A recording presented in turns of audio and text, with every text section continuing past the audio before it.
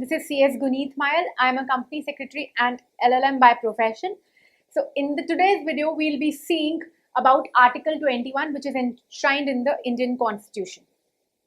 इस वीडियो में हम इसके बारे में समझेंगे और साथ में इम्पॉर्टेंट केस लॉ समझेंगे, क्योंकि हम ये जानते हैं कि आर्टिकल 21 की अगर बात करी जाए तो वर्बली ये आर्टिकल काफ़ी छोटा है. अगर हम आर्टिकल 21 के वर्ड्स पे जाएं तो this is one of the most shortest considered article in case of fundamental rights. But if we enter into the interpretations of the courts तो हमको समझ में आता है कि this is one of the most widest interpreted article of the constitution. अब interpretation की अगर बात करी जाए यहाँ पर तो आपको एक बात समझनी है. लाइफ और पर्सनल लिबर्टी को इस सेक्शन में, इस आर्टिकल में इसलिए डिफाइन नहीं किया बिकॉज अगर हम किसी सेक्शन, किसी आर्टिकल में किसी चीज़ को डिफाइन करते हैं तो क्या करते हैं, उसके स्कोप को काफ़ी नैरो कर देते हैं. लेकिन अगर हम चीज़ों को डिफाइन नहीं करते तो हम कई बार इंटरप्रिटेशन के लिए स्कोप छोड़ते हैं. और हम ये जानते हैं जैसे जैसे सोसाइटी चेंज होती है, जैसे जैसे टाइम बदलता है, over the passage of time courts के इंटरप्रिटेशन भी बदलते हैं. तो एक चीज को अगर हमने लाइफ या फिर पर्सनल लिबर्टी ट्रीट नहीं किया था at one point of time, may be treated as personal liberty और life at the other point of time. तो ये बोला जा सकता है कि article 21 one of the most widely interpreted article है ऑफ द कॉन्स्टिट्यूशन. इस आर्टिकल के वर्ड्स पे जल्दी से उतरते हैं without wasting your time. No person shall be deprived of his life and personal liberty except according to the procedure established by the law. Life, personal liberty and procedure established by law. Screen पे आप देख सकते हैं ये तीन parts को हमने red में कलर किया है because these are the three highlights of this article. First, the word life. Second, the word personal liberty and procedure established by law. This right is available to citizens as well as non-citizens. तो ये अधिकार केवल citizens of India को ही नहीं मिलता, कोई भी person जो इंडिया की टेरिटरी में है, हम उसको ये, even if the person is a foreigner, right to life and personal liberty उन्हें ऑफर किया जाता है अंडर आर्टिकल 21. तो अभी जैसे मैंने आपको बताया कि तीन मेन इंग्रेडिएंट्स हैं इस आर्टिकल के. सबसे पहला है द वर्ड लाइफ, सेकेंड आपका आता है पर्सनल लिबर्टी एंड तीसरा आता है procedure established by law. If I talk about the first two terms which is life and personal liberty, ये आप केस लॉस के बेस में पे इंटरप्रेट करते हो. The scope of the definition is very very wide and it keeps on changing in the passage of time, जैसे जैसे courts अलग अलग इंटरप्रिटेशंस करते हैं. तो ये वाला जो पार्ट है लाइफ और पर्सनल लिबर्टी, इन दोनों को हम कोर्ट्स के इंटरप्रिटेशन या प्रेसिडेंस के बेस पे समझेंगे. Whereas procedure established by law has been clearly mentioned in the article. Let's first understand what do we mean by procedure established by law. The expression procedure established by law means procedure laid down by some statute or law. क्योंकि यहाँ पे आपको क्या समझ में आती है, आपको क्लियर समझना है कि हर एक इंसान को लाइफ और पर्सनल लिबर्टी का राइट दिया है आर्टिकल 21 ने, और उसको केवल और केवल कब लिया जा सकता है, कब छीना जा सकता है किसी भी सिटीजन या नॉन सिटीजन से, when there is a proper procedure established by law. तो proper procedure established by law का मतलब यहाँ पर क्या है, वो आपको कहते हैं कि वो प्रोसीजर किसी स्टैट्यूट या किसी लॉ, किसी एक्ट के तहत मेंशन किया जाना चाहिए. उसके तीन इंपॉर्टेंट पार्ट्स हैं, उसकी तीन कंडीशंस हैं जो हमको फुलफिल करनी है. पहला तो ये है कि वो जो लॉ है वो जस्टिफाई कर रहा होना चाहिए इंटरफियरेंस विद द आर्टिकल 21. मतलब कि जो आपका लॉ बोल रहा है कि आप आर्टिकल 21 के अंदर लाइफ और पर्सनल लिबर्टी को ले सकते हैं, छीन सकते हैं आपके सिटीजन से, वो लॉ जस्टिफाई कर रहा होना चाहिए. That law should be justifying कि why article 21 has been put on hold, firstly. Secondly, वो लॉ खुद में एक वैलिड लॉ होना चाहिए और जो प्रोसीजर मेंशन किया होगा उस लॉ को, उसको स्ट्रिक्टली फॉलो किया होना चाहिए. अगर मान लो कि पहले की दो कंडीशन सेटिस्फाई होती हैं कि वो जस्टिफाई भी कर रहा है कि आर्टिकल 21 में जो राइट आपको लाइफ या पर्सनल लिबर्टी का दिया है उसको हमने अगर होल्ड पे रखा है या आपको नहीं दे रहे, तो दैट इज जस्टिफाइबल. मान लो कि वो लॉ भी आपका वैलिड लॉ हो, लेकिन अगर जो उसमें प्रोसीजर मेंशन होगा कि किस तरीके से हमको लाइफ या आपका पर्सनल लिबर्टी का जो राइट है उसको हमको होल्ड पे डालना है, वो प्रोसीजर अगर आपने फॉलो नहीं किया तो आप क्या करेंगे, आपको बहुत ही क्लियर बात समझनी है. तो हम इस आपका राइट टू लाइफ या पर्सनल लिबर्टी नहीं ले सकते. मतलब 3 कंडीशंस है। पहला, अगर आपका राइट टू लाइफ या पर्सनल लिबर्टी लिया जा रहा है किसी लॉ के द्वारा, तो वो लॉ जस्टिफाई कर रहा होना चाहिए कि why the right to life और personal liberty has been taken for time being. Secondly, that law should be a valid law. Thirdly, the proper procedure which is mentioned under that act, statute, law should have been followed properly. अगर वो follow नहीं हुआ तो आपका right to life या personal liberty नहीं लिया जा सकता। मतलब देखा जाए तो जो राइट टू लाइफ है और आपकी पर्सनल लिबर्टी है, ये अधिकार आपको कॉन्स्टिट्यूशन आर्टिकल 21 के तहत दिए हैं और इनको केवल एक ही एक्सेप्शन में लिया जा सकता है, और वो क्या है, when there is a proper procedure established by law. If I talk about proper procedure established by law, मैंने आपको बताया कि किसी लॉ या स्टैट्यूट के तहत उसे मेंशन किया जाएगा, 3 कंडीशन सेटिस्फाई होना चाहिए कि आपका जो लाइफ का right to life and personal liberty को होल्ड पे रख रहे हैं वो जस्टिफाइड है। Secondly, that law is a valid law, and thirdly, the proper procedure which is mentioned in that law has been followed. This is simple. अब हम इसके ज़्यादा ये तो बहुत सिंपल बात थी। अब हम इसके ज़्यादा वाले स्कोप पर आते हैं, which is the life and the personal liberty. Since I told you, life and personal liberty जो है वो केवल सांस लेना, जीना, यही कवर नहीं होता। जो भी आपकी लाइफ को मीनिंगफुल बनाता है वो भी इस राइट टू लाइफ में कवर होगा and right to personal liberty में कवर होगा। Anything which makes your life meaningful will be covered under this article, be it right to green and clean environment, right against noise pollution, right against rape, right for any kind of adoption of the son etc, for making your life meaningful सब कुछ इसमें cover होने वाला है। तो अब हम जल्दी से क्या देखते हैं, हम कुछ स्पेसिफिक ऐसे केस लॉज देखते हैं which are considered as a milestone case laws to understand article 21। तो सबसे पहला आपका यहाँ पे केस लॉ जो मेंशन कर रही हूँ मैं यहाँ पर, वो है AK गोपालन वर्सेस स्टेट ऑफ मद्रास का केस लॉ। इस केस लॉ को काफी narrow interpretation of the article 21 case law की तरह भी याद किया जाता है। इस केस में हुआ क्या था, समझिए बात को। AK गोपालन वॉज अ कम्युनिस्ट लीडर जिनको मद्रास हाईकोर्ट में बंदी बना के रखा हुआ था, और तब जब उनकी सेंटेंस को ऑलरेडी सेट असाइड कर दिया गया था, तब भी उनको मद्रास हाईकोर्ट ने मद्रास जेल में बंदी बना के रखा गया था। तो अब ऐसे पॉइंट ऑफ टाइम पे व्हाट हैपेंड कि उन्होंने पिटिशन फाइल करी कि उनका पर्सनल लिबर्टी का जो राइट है वो इन्फ्रिंज हो रहा है। तो इस केस में क्या हुआ था, सुप्रीम कोर्ट ने बहुत ही नैरो जजमेंट पास किया था, ये बोलते हुए कि आर्टिकल 21 के तहत पर्सनल लिबर्टी तभी मानी जाती है इन्फ्रिंज हो रही है जब किसी व्यक्ति के फिजिकल एक्टिविटीज या फिजिकल मूवमेंट्स को क्या किया जाता है, कर्टेल किया जाता है। अगर उसकी फिजिकल मूवमेंट्स को टोटली रिस्ट्रिक्ट कर दिया जाए, कर्टेल कर दिया जाए, तभी माना जाएगा कि आर्टिकल 21 क्या हुआ है, आपका इन्फ्रिंज हुआ है। तो this is treated as a very narrow interpretation of the article 21। इसके बाद क्या हुआ, एक और केस लॉ आया which was Kharak Singh versus state of UP. It is also said to be a wider interpretation of the word personal liberty and right to privacy भी कहा जाता है इसको। इसके बारे में हम समझते हैं क्या था ये केस। खड़क सिंह एक डकैत था, डिकॉइटी में इन्वॉल्व था, डाकू था, और नॉर्मली उसका ट्रैक रिकॉर्ड उसी तरीके से था, डकैतियां वगैरह करना।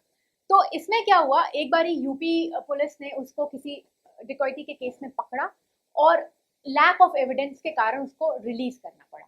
लेकिन क्योंकि उसका पास ट्रैक रिकॉर्ड ऐसा था इन सब केसेस में इन्वॉल्व होना, तो पुलिस ने चौकन्ना रहने के लिए उस पर काफी ज्यादा सर्विलेंस स्ट्रिक्ट कर दिया, और उस सर्विलेंस के तहत वो क्या करती थी, रात को कई बारी बेरात टाइम उसके घर जाकर जस्ट चेकआउट करती थी कि वो है घर पर and what is his activity.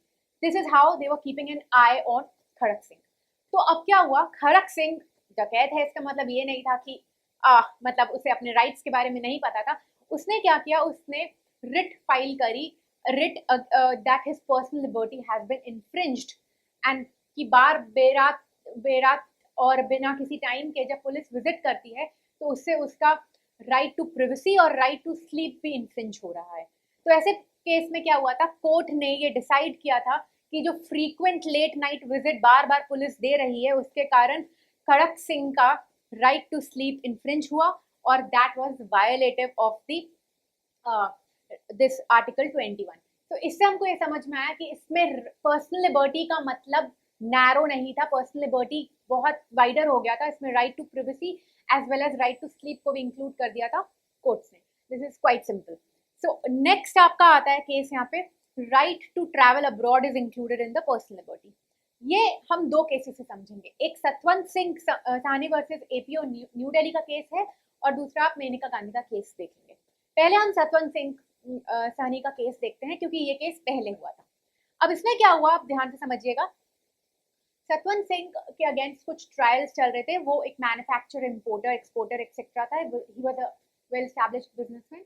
उसके अगेंस्ट कुछ ट्रायल्स चल रहे थे जिसके कारण ऐसा प्रतीत हो रहा था, ऐसा लग रहा था कि वो इंडिया छोड़ के गायब हो जाएगा। तो क्या हुआ, जो स्टैट्यूट, जो अथॉरिटीज थी, उन्होंने बिना किसी लॉ, बिना किसी स्टैट्यूट के भी क्या किया, उसे कहा कि अपना पासपोर्ट तुम मुझे सरेंडर कर दो। तो उसके पासपोर्ट को कहा गया सरेंडर कर दिया जाए and there was no proper procedure in law, there was no statute जो बोलता था कि कभी भी आपको पासपोर्ट को सरेंडर करना पड़े। लेकिन फिर भी सतवंत सिंह साहनी को क्या बोला गया कि अपना पासपोर्ट सरेंडर कर दो, क्योंकि इन्हें डर था कि वो ट्रायल को एस्केप करने के लिए क्या करेगा, इंडिया छोड़कर चला जाएगा। तो ऐसे पॉइंट ऑफ टाइम पे उसने सतवंत सिंह साहनी ने रिट फाइल करी and against the thing that right to travel abroad is also a right under personal liberty and which is covered under article 21। तो कोर्ट ने क्या डिसाइड किया था, कोर्ट ने बोला कि हाँ जी, राइट टू ट्रैवल जो है वो आपकी पर्सनल लिबर्टी के अंदर कवर होता है और इस तरीके का काम अथॉरिटीज नहीं कर सकती, क्योंकि ऐसा कोई लॉ भी नहीं है जो बोलता है कि आपको पासपोर्ट सरेंडर करना पड़ेगा। एंड सिंस हमने पहले ही स्टार्टिंग में पढ़ा कि अगर आपकी पर्सनल लिबर्टी या लाइफ का राइट कर्टेल किया जाता है तो there has to be a proper procedure of law followed और एक प्रॉपर लॉ होना चाहिए। ठीक है, तो हमको ये समझ में आ गया कि किसके फेवर में ये फैसला हुआ जी, सतवंत सिंह साहनी। मैंने आपको बोला था कि हम राइट टू ट्रैवल अब्रॉड को दो हिस्सों में समझेंगे, एक सतवंत सिंह साहनी के केस में और दूसरा आपका मेनका गांधी के केस में। हुआ क्या, सतवंत सिंह साहनी के केस में क्योंकि कोर्ट ने ये फैसला किया सतवंत सिंह साहनी के फेवर में कि ऐसा कोई लॉ ही एग्जिस्ट नहीं करता जो कि आपके पासपोर्ट्स वगैरह को क्या कर सकता है, कर्टेल करके रख सकता है या फिर आप सरेंडर करवा के रख सकता है। तो अब क्या हुआ जी, एक नया लॉ बनाया गया, एक नया लॉ बनाया गया जिसका नाम था पासपोर्ट एक्ट 1967। अब पासपोर्ट एक्ट 1967 के सेक्शन 10 सब सेक्शन 3C के तहत कहा गया है कि अगर कोई ऐसी सिचुएशन अराइज होती है जिसमें पब्लिक इंटरेस्ट के कारण या फिर जनरल पब्लिक के इंटरेस्ट के कारण आपके पासपोर्ट को क्या किया जा सकता है, अब पासपोर्ट को अपने अथॉरिटी सरेंडर करवा सकती हैं, तो वो किया जा सकता है provided a reasonable opportunity of being heard has been given to the person जिसके पासपोर्ट को हम क्या कर रहे हैं, सरेंडर कर रहे हैं।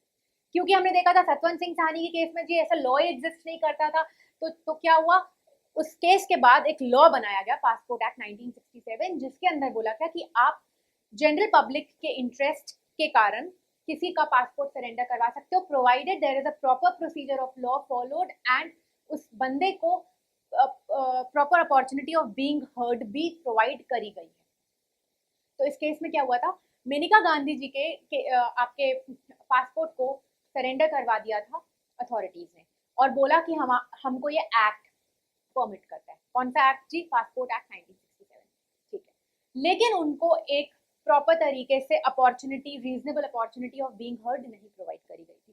तो उन्होंने क्या किया, उन्होंने रिट फाइल करी and she said there was a petition which was filed कि उनका आर्टिकल 21 में ये जो राइट था वो कर्टेल हुआ है, राइट टू ट्रैवल अब्रॉड। तो कोर्ट ने किसके फेवर में फैसला पास किया, मेनका गांधी के, in spite their existing a law जो कि आपके पासपोर्ट को सरेंडर कर सकता है, लेकिन फिर भी उस एक्ट में क्या मेंशन किया था कि प्रॉपर रीजनेबल आपका opportunity of being heard party को देनी चाहिए, क्योंकि आपको बताया है कि लाइफ और पर्सनल लिबर्टी के राइट्स केवल और केवल तब लिए जा सकते हैं तब जब proper procedure of law follow किया जाएगा। हमने 3 कंडीशंस में लास्ट कंडीशन देखी थी कि जो प्रोसीजर दिया है वो अगर फॉलो नहीं हुआ तो अगर एक्ट सही भी है, जस्टिफाई भी करता है, तब भी हम आपका राइट टू लाइफ या पर्सनल लिबर्टी नहीं ले सकते। इसमें वो थर्ड कंडीशन सेटिस्फाई नहीं हो रही थी। तो ये फैसला भी किसके फेवर में हुआ? Maneka Gandhi. This is quite simple answer. Next आपका आता है right to life includes right to live in freedom from noise pollution. This is from noise pollution versus in RE 2005। This is a very simple case. इसमें दिल्ली में जो crackers वगैरह और बहुत ही high level पर जब नॉइज पोल्यूशन चला जाता है, उसके अगेंस्ट रिट्स फाइल करी गई थी कि right against noise pollution is also a right. तो this was something which was covered under article 21।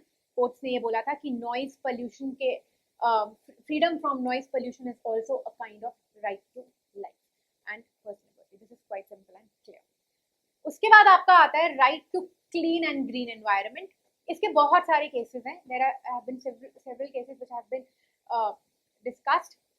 हम यहाँ पे सिर्फ MC Mehta and versus union of India का केस उठा रहे हैं, जिसको वेहिकुलर पोल्यूशन केस भी कहा जाता है। इस केस में क्या हुआ था? सुप्रीम कोर्ट ने फैसला लिया था कि जो भी दिल्ली में इतना पोल्यूशन कॉज हो रहा है, उसके कारण जितनी भी जो व्हीकल्स थी उनके ओनर्स को बोला गया था कि you have to switch to CNG fuel mode, and जिससे कि जनरल पब्लिक का हेल्थ अश्योर कर सके, सेफ गार्ड कर सके। ठीक है। ऐसे वेलोर का एक केस था जिसमें ये होता पल्यूटर्स पे प्रिंसिपल निकल के आया था। पल्यूटर्स पे प्रिंसिपल में ये होता है कि जो भी एक लेवल से ज्यादा पोल्यूशन स्प्रेड कर रहा होगा उसको हम लोग पेनल्टीज इम्पोज करेंगे। Triple P प्रिंसिपल भी कहा जाता है, polluter pays principle. This is quite simple and clear. ठीक है। नेक्स्ट आपका आता है right to clean and green environment का। This is also a very important case, इसलिए इसको भी डिस्कस किया गया यहाँ पे। Rural litigation and entitlement Kendra versus state of UP का केस। इस केस में हुआ क्या था? ये जो RLEK है, rural litigation entitlement Kendra versus state of UP, RLEK ने एक रिट फाइल करी थी सुप्रीम कोर्ट में। कहा था कि ये जो मसूरी वाला हिल बेल्ट है, मसूरी हिल बेल्ट, उसमें काफी अनऑथराइज्ड और इलीगल क्या चल रहा है? माइनिंग चल रही है। जो लाइमस्टोन होता है, क्वेरीज होती है, उनकी माइनिंग काफी इलीगल लेवल पे चल रही है, जिसकी वजह से एनवायरनमेंट क्या हो रहा है? हार्म हो रहा है। एनवायरनमेंट में हजारदस चीजें फैल रही हैं। तो यहाँ पे क्या हुआ था? सुप्रीम कोर्ट ने प्रोहिबिट कर दिया था from any kind of mining to be carried out at that particular region. So this is also, ये जो रिट फाइल हुई थी आर्टिकल 21 के प्रोटेक्शन के लिए हुई थी, और इसमें ये ट्रीट किया गया था कि right to clean and green environment is also kind of right to life. तो हमको समझ में आया राइट टू लाइफ का मतलब सिर्फ सांस लेना और जीना, जिए जा रहे हैं, वैसे नहीं होगा। बहुत सारे राइट्स इसमें इंक्लूडेड है। और भी आता है इसमें right to legal aid. This was decided in the case of Hussainara Khatoon versus state of Bihar. इसमें ये जो अक्यूज था उसको अरेस्ट किया गया था, लेकिन वो इतना वेल ऑफ नहीं था कि वो अपने खुद के लीगल एड्स को अफोर्ड कर सके। जो उसको लीगल एड होता है मतलब अपना खुद का केस लड़ने का राइट जो आपको है, वो केस नहीं लड़ पाता क्योंकि he could not afford that. तो इस पॉइंट ऑफ टाइम पे कोर्ट ने डिक्लेयर किया था कि फ्री लीगल एड प्रोवाइड करना अक्यूज्ड को अपने केस को सही तरीके से सामने रखने के लिए भी एक तरीके का राइट टू लाइफ है। This is quite simple and clear.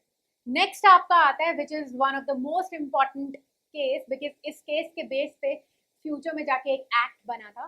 This is right against sexual harassment at work place.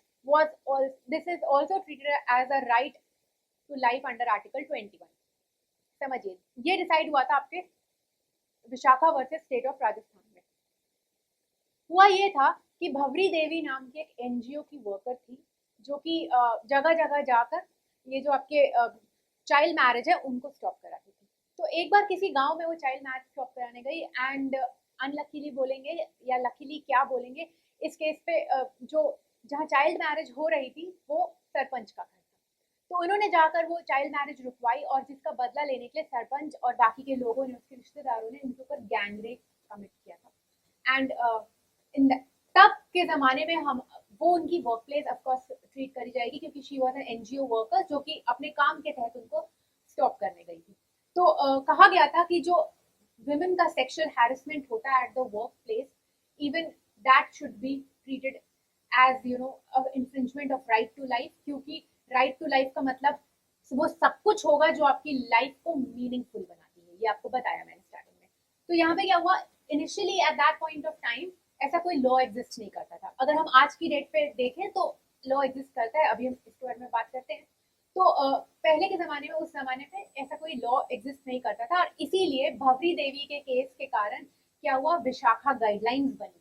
Vishakha guidelines बनी और बाद में ये विशाखा गाइडलाइंस बेस बनी किसका, आपकी sexual harassment of women at workplace prohibition prevention and redressal act 2013 का। तो अब there is a proper act इस चीज के लिए। पहले क्योंकि एक्ट नहीं था, तो इसको राइट टू लाइफ के वाइड इंटरप्रिटेशन में कवर किया गया था। This is quite simple. Next आपका केस आता है right of a convicted person. इसमें हम बहुत इंपॉर्टेंट एक केस है सुनील बत्रा वर्सेस दिल्ली एडमिनिस्ट्रेशन का केस देखते हैं। ये केस आपका हेबियस कॉर्पस के केस में भी कवर होता है, हेबियस कॉर्पस की रिट में। तो इस केस में हुआ क्या था, प्रेमचंद नाम का एक कॉन्विक्ट था जो कि जिसके अगेंस्ट जिसको डेथ सेंटेंस दी गई थी सेशन कोर्ट्स के द्वारा। तो जब सेशन कोर्ट्स ने उसके लिए डेथ सेंटेंस डिक्लेयर करी और उसने उसके अगेंस्ट क्या किया, हाई कोर्ट में अपील करी। अब हाई कोर्ट में जब तक फैसला आता है, इस पीरियड के दौरान जो दिल्ली का जेल था उनने क्या किया, उसको सॉलिटरी कंफाइनमेंट में डाल दिया, और सॉलिटरी कंफाइनमेंट में डाल के वहां पे काफी टॉर्चर करते थे। तो यहाँ पे हुआ क्या, ध्यान से समझिएगा। सुनील बत्रा उसका एक फ्रेंड था जिसने रिट फाइल करी और बोला कि आर्टिकल 21 मेरा कहीं ना कहीं कर्टेल मेरा इन द सेंस कि प्रेमचंद का कर्टेल हो रहा है, and he has a right to life and personal liberty. Just because he is a convict does not mean कि आप उसके साथ वैसा व्यवहार करेंगे जो कि एक इंसान के साथ नहीं किया जाना चाहिए। ऑफ कोर्स जब आपको बोला जाता है right to life and personal liberty को अगर हम कर्टेल भी कर रहे हैं, तो there should be a proper procedure of law followed. अगर आप सॉलिटरी कंफाइनमेंट की बात करते हैं, तो सॉलिटरी कंफाइनमेंट को एक ऑलरेडी बहुत high level of punishment treat किया जाता है जुडिशरी में, और इसके लिए कोर्ट्स एक प्रॉपर प्रोसीजर फॉलो करते हैं। जेल अथॉरिटीज को ये राइट नहीं दिया गया कि वो अपनी डिस्क्रिप्शन, अपनी मर्जी को फॉलो करके किसी को सॉलिटरी कंफाइनमेंट में डाल दें। क्लियर है? तो यहाँ पे जेल अथॉरिटीज ने वो किया, और इसीलिए क्या हुआ, किसके फेवर में फैसला हुआ था, Premchand, Sunil Batra was friend of Premchand जिन्होंने ये रिट फाइल करी थी। सो सुप्रीम कोर्ट ने ये डिसाइड किया कि आर्टिकल 21 का राइट इवन कॉन्विक्टेड पर्सन को अवेलेबल है। This is a very important case. Next आपका आता है right to die. This is a very important part. अब राइट टू डाई के केस में मैं Gian Kaur versus state of Punjab discuss करूंगी। एट द सेम टाइम इसका एक वाइडर स्कोप जो कि अरुणा शॉनबाग के केस में हुआ था वो भी डिसाइड करेंगे, और एक एस्पेक्ट और डिस्कस करेंगे कि जो डेथ पेनाल्टीज इन इंडिया है उस क्या वो कॉन्स्टिट्यूशनल होती हैं, आर्टिकल 21 से कहीं उनकी मिसमैच तो नहीं है, ये हम देखने वाले हैं। अभी हम देखें अगर ज्ञान कौर के केस में, जैसे वेरी सिंपल केस, ज्ञान Kaur versus state of Punjab में कहा गया था कि राइट टू लाइफ एक नेचुरल आपका अधिकार है, नेचुरल राइट है। साथ में तो नॉर्मली क्या होता है, जैसे कि फंडामेंटल राइट्स में बोलते हैं कि right to speak also include right not to speak. तो इस केस में क्या इसका मतलब यह है कि right to die also, right to life also include right to die? तो ज्ञान कौर के केस में डिसाइड हुआ था नो, कि राइट टू लाइफ एक आपका जो है वो एक नेचुरल अधिकार है, बल्कि सुसाइड कमिट करना एक unnatural termination of life treat किया गया। सुप्रीम कोर्ट ने बोला there is a difference between suicide commit करना और यूथनेशिया। क्लियर है? तो right to life does not include right not to live. This was decided in Gian Kaur case. ठीक है? तो एक एस्पेक्ट इस पे आपको यहाँ पे समझना होगा कि कई बार उठती है ये बात कि जो अगर किसी इंसान को right to life and personal liberty under article 21 दिया गया है, तो क्या डेथ पेनाल्टीज अनकॉन्स्टिट्यूशनल है? The answer goes, इस पे बहुत डिबेट्स चलते हैं, लेकिन इवेंचुअली क्या होता है, अब ध्यान समझिए, डेथ पेनाल्टी हर किसी केस में नहीं प्रोवाइड करी जाती। ये बहुत ही हाई लेवल ऑफ केसेस पे जब कोर्ट को सही में ये फील होता है कि कोई और मेजर्स ऑफ रिसोर्ट नहीं होता, तभी उसे प्रोवाइड किया जाता। पहली बात। दूसरी बात, एक प्रॉपर प्रोसीजर डिसाइडेड है, डिफाइंड है, जिसके तहत आपका राइट टू लाइफ लिया जा सकता है under the death penalty, and therefore it is falling under the exception which is given under article 21, therefore not unconstitutional. Clear? इस पे हम लास्ट एक केस देखेंगे राइट टू डाई का एक्सटेंडेड वर्जन, जिसको राइट टू यूथनेशिया भी आप consider कर सकते हो, which is the case discussed in Aruna Shanbaug versus union of India. इस केस में क्या हुआ था, miss Aruna शॉनबाग was a nurse who was working at Edward Memorial Hospital, Mumbai. So she was a head nurse there.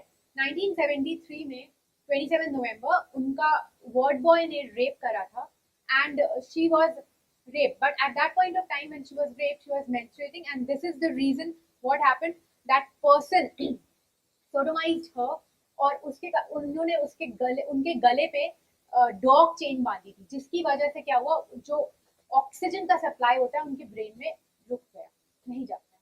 Due to this she was in coma for 40 years approximately. 40 साल तक वो coma में रही उसी हॉस्पिटल में, and nurses वगैरह ने उनका ख्याल रखा। तो what happened, she was in a vegetative state. Vegetative state का मतलब समझते हैं, कुछ नम, मतलब there is no activity but she was alive. 40 years तक उनकी देखरेख करी गई, व्हाटएवर द केस में be. So what happened in this case, क्योंकि 40 साल तक कोमा में वो इंसान तड़प रहा है, जो भी परेशान है, बॉडी है, जान है उसमें, लेकिन कुछ वेजिटेटिव स्टेट है, तो इट वाज प्लीडेड कि उनको let her die in peace, ठीक है। दो the writ was etc was filed for euthanasia in India, लेकिन उनकी डेथ यूथनेशिया के कारण नहीं हुई थी। उनकी निमोनिया से डेथ हुई। बट एक बहुत बड़ा क्वेश्चन आ गया कोर्ट के सामने about the euthanasia in India. तो यूथनेशिया की अगर मैं बात करूं तो इस केस में क्या हुआ, ध्यान समझिएगा, क्योंकि 42 years तक, 42 years तक वो, because I told you 1973 27 November she was raped and she died on 18th May of 2015. Throughout the period she was in coma, so vegetative state में थी। तो इसमें कोर्ट को थॉट मिला कि यूथनेशिया को क्या हम कंसिडर करेंगे, like should it be allowed or not. So there was a difference which was introduced by the court in case of passive euthanasia and in case of active euthanasia. तो उन्होंने बोला there is a difference between passive and active euthanasia. Passive euthanasia क्या होती है, एक ऐसा कुछ करना, ध्यान समझिएगा, एक्टिव यूथनेशिया और पैसिव यूथनेशिया का अंतर। एक्टिव यूथनेशिया क्या है, एक्टिव यूथनेशिया में हम कुछ ऐसा करेंगे जिसकी वजह से पेशेंट की लाइफ एंड हो जाएगी। Means this involve something to be done which will end the life of the patient. For example, कुछ इंजेक्शन दिए जाएंगे, कुछ पॉइजन दिया जाएगा आपको, जिससे कि वो पेशेंट क्या हो जाएगा जी, पेशेंट की डेथ हो जाएगी। एक्टिव यूथनेशिया मतलब कुछ ऐसा करना जिससे कि उस पेशेंट की जान चली जाए। वेयरएज पैसिव यूथनेशिया की अगर मैं बात करूं, पैसिव यूथनेशिया क्या है, passive euthanasia something is not done which if it would have been done would have preserved the life of the patient। मतलब कुछ ऐसा नहीं किया गया जो अगर किया जाता तो वो पेशेंट बच जाता। फॉर एग्जाम्पल, आपके वेंटिलेटर पे कोई पेशेंट है, वेंटिलेटर से हमने उसको हटा दिया, तो ये पैसिव यूथनेशिया में आएगा, ठीक है। कोई भी एक्टिव लाइफ सपोर्ट है उस पेशेंट को, उस एक्टिव लाइफ सपोर्ट को हटा दिया गया, दैट इज पैसिव यूथनेशिया। तो इंडिया में इस केस के बाद ये डिसाइड हुआ था कि एक्टिव यूथनेशिया परमिटेड नहीं है, मतलब you can not do something to end a patient's life, but you can. Passive euthanasia का मतलब क्या होता है, you will stop doing something which if would have been done would have preserved the life of the patient, जैसे ventilator से हटाना या active life support से हटाना, ये पैसिव यूथनेशिया है। तो पैसिव यूथनेशिया को परमिट किया था, लेकिन it should be under strict surveillance of the strict observation of the court, तभी इसे परमिशन ग्रांट करी गई थी। तो मैंने आपको बताया कि सिस्टर शोनबा की जो डिमाइस हुई थी वो निमोनिया की वजह से हुई थी, लेकिन इस केस के बाद काफी आपका यूथनेशिया के बारे में भी राइट टू लाइफ में कवर हुआ था। This is quite simple and clear. कोई भी इस चीज के अलावा भी बहुत सारी ऐसी चीजें हैं जो कि आपके right to life and personal liberties etcetera में कवर हो सकती है। There are an number of things which can be covered. For today we will end up this topic over here. If you have any kind of doubts etc, you can definitely put it in the comment box. अगर आपको ये video पसंद आया आप like कर सकते हैं, और अपने सजेशंस या फिर आपके कोई भी क्वेरीज एक्सेट्रा हैं, even compliments, you can just comment it so that I can be motivated to give you more knowledge about these things. And then you can also subscribe to our channel Book My Lecture. Then you can contact us through Facebook, Insta, etc. Thank you.